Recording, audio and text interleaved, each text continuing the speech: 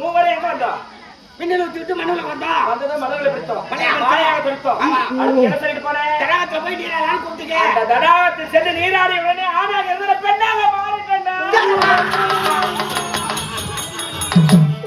ஐயோ, தடாகத்துல இறங்கி நீராடி விடுது. ஆனா இந்த பெண்ணா மாறிச்சுக்கலாம். ஆமாண்டா. நம்ம உன்னை கட்டிப்பிடிக்கும் போது எதுவும் ஆகாது. ஆகாது. இப்ப மோடு பள்ளமா கிரியா காட்டியும். நல்ல வேலை நாம ஒண்ணா குளிக்கல. யாரு? நாமளும் குளிச்சிருந்தா மாறிட்டு இருக்கும். நீ மட்டும் பெண்ணா மாறினா எவ்வளவு அழகா இருக்கு தெரியுமா?